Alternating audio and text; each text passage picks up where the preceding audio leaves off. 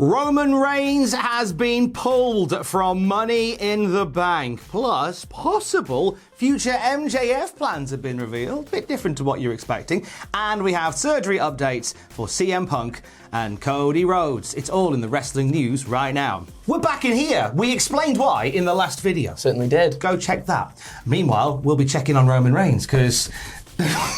all that. He's been doing too much of that. That's what's going on. Is that why he's off? That's why he's off. That's why he's off at the moment. It's what we all do our days off, isn't it? Roman Reigns has been pulled from Money in the Bank. Now, originally it was reported that Roman Reigns, as part of his new wound down, pared back schedule, was scheduled for Money in the Bank, SummerSlam, and Clash at the Castle.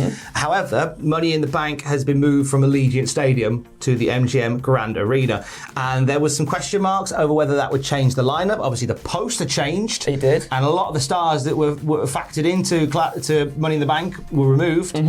And now we can confirm via Justin Barrasso of Sports Illustrated, corroborated by Dave Meltzer of Wrestling Observer, that Roman Reigns is not part of creative plans for Money in the Bank. So another pay-per-view without the the undisputed WWE champion. This is pretty crazy. As I was walking into work today, I was thinking, are they doing this to perhaps make sort of his final few, what I assume to be like his final few until maybe WrestleMania, his final few defenses feel more special? Maybe, as well. And as you were thinking that, someone went, beep, beep, watch where you're going, you idiot! Yeah, it could be that. It could be a case that they want to make those few matches feel more significant. And also, I think it's a case of maybe Roman Reigns just becomes a stadium player. I think so as well. I mean, it very much feels like it at this point, doesn't he? Yeah, it makes it a little bit more tantalising for those stadium events if you only see Roman, like, in the big stadium shows. Yeah. And the two that are on the docket in the months to come are SummerSlam and Clash at the Castle in Cardiff. Exactly. Now, Riddle has thrown out the challenge to face Roman Reigns. He didn't give a time frame as to when, but on Monday he was like, I'm going to face you for what you did to Randy Bobandy, bro.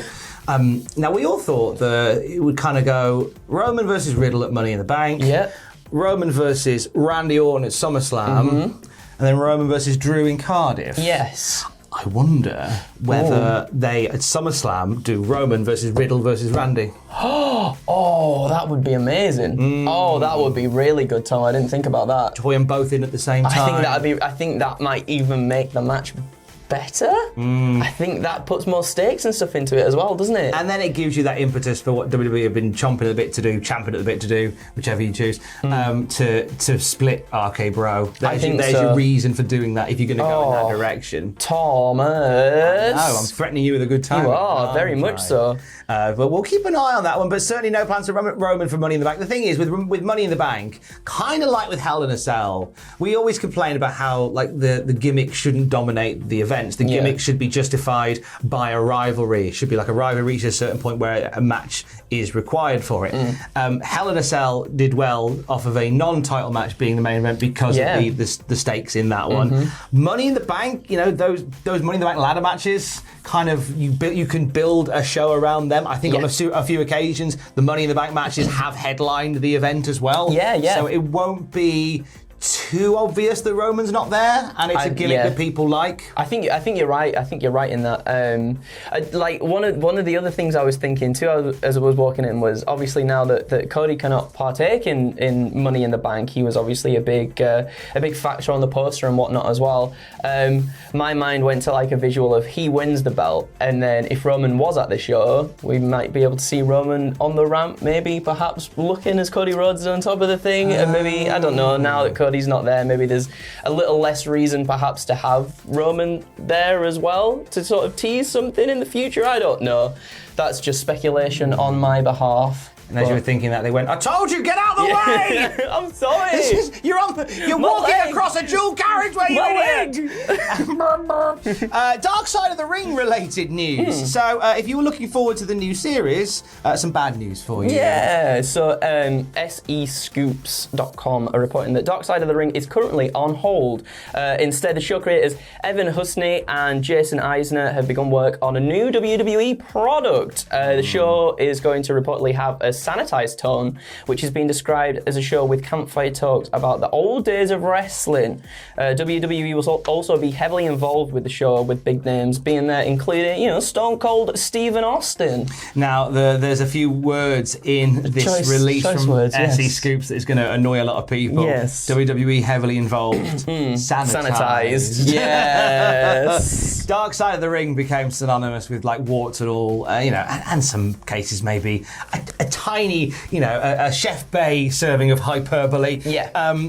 And I think now it's going to be slightly different. It sounds like it. It sounds like it's definitely shifting away from said tone of Dark Side of the Ring, at least, anyway. From slagging off WWE. No. Today's Dark Side of the Ring, the new season, episode 1. Why is WWE just so brilliant? It's the best. You got Undertaker, you got Stone Cold on each side. No, I think that they've got a great eye for making these shows, and I do hope that this isn't a full stop to Dark Side of the Ring. I know that folk like Jim Ross had already said he didn't want any more involvement in Dark Side of the Ring. Said he was upset with the portrayals during the plane ride from Hell episode, and says I'm just going to distance myself from that now.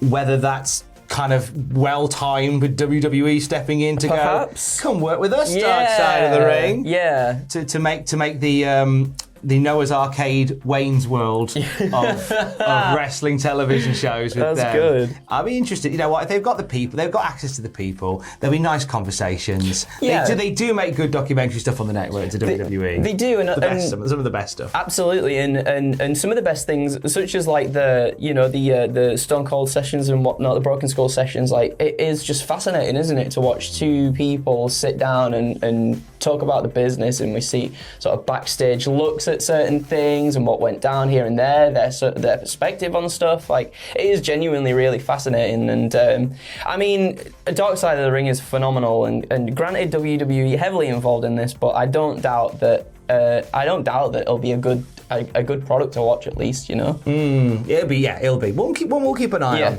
MJF, it's got a little bit quiet on the MJF front. I don't think there was no mentions of anything last night on Dynamite. I guess it's the way they want it. All pulled, isn't it? Like all this stuff off the shop, this, that, and the other. He's off the roster page and whatnot. Yeah. Fightful Select is saying that MJF has a growing interest in pursuing Hollywood. According to his friends, this is a quote directly from Fightful Select.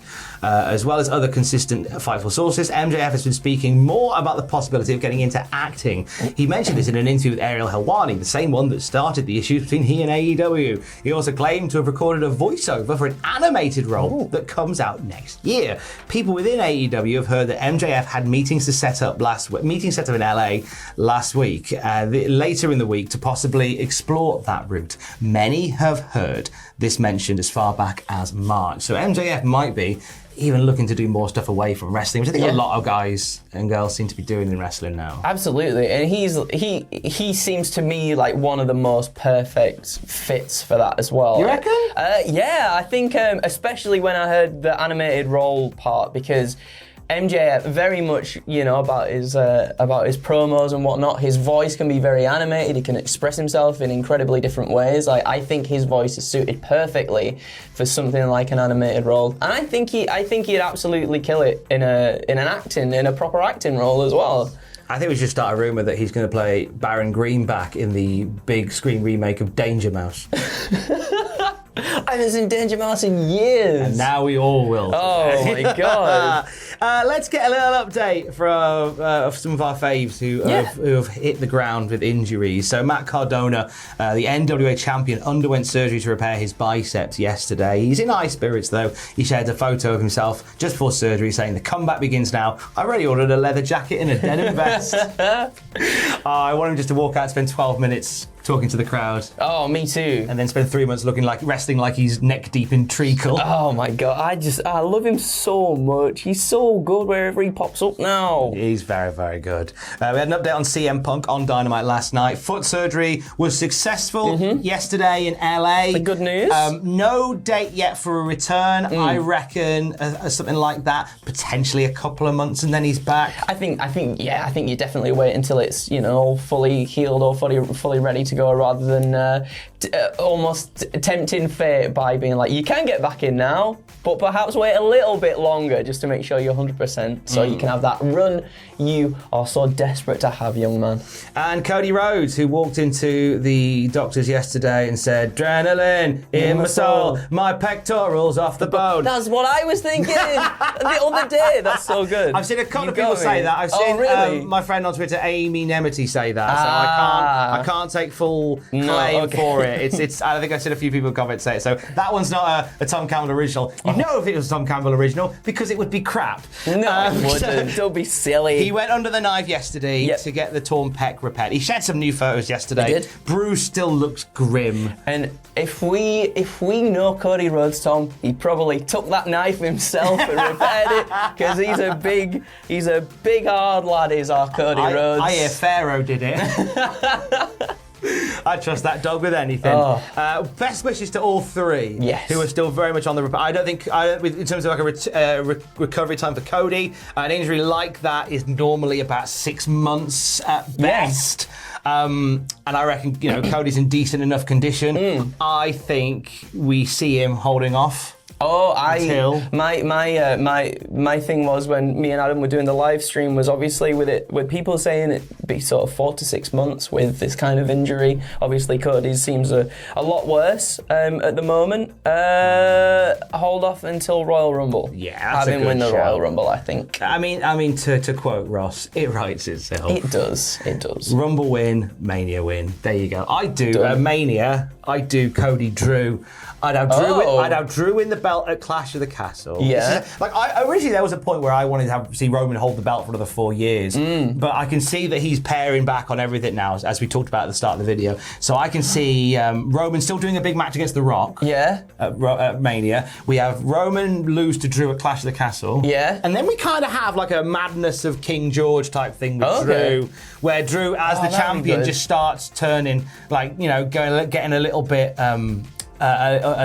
panicky, a little bit frantic, like everyone's out to get me. So he starts to lose his mind a little bit as champion, like a crown that poisons the soul. By which point, Cody's won the Rumble. They're old mates, aren't they? Yes. Cody then goes, right, okay, I'm going to take the poison crown off you because you can't handle it. There you go. WrestleMania booked. And then Seth Rollins wins Money in the Bank, runs in at the end. Cashing in on you, big boy. Cashing in on you, big boy. You putting a cherry on top of all of this. It's a lovely. Imagine the decorative briefcase that Seth Rollins would carry around with him. It'd be a polka dot one. He'd do like what he did at Hell in a Cell. Insult to injury there, trying to get in the mind of Cody Rhodes. Look, just hire us, guys. Please do, come on. Keith WWE. Nick Khan, that's the guy. His name fell out of my head for a second. WWE. Keith WWE, now he's now Nick Khan. Yeah, give your boys a call. We'll have more wrestling news throughout the day at cultaholic.com. And if you want to take a look at AEW's new All Atlantic Championship and see the bracketology for the tournament, you can check that out at cultaholic.com right now as well. And until later on, Keys. Love you, bye.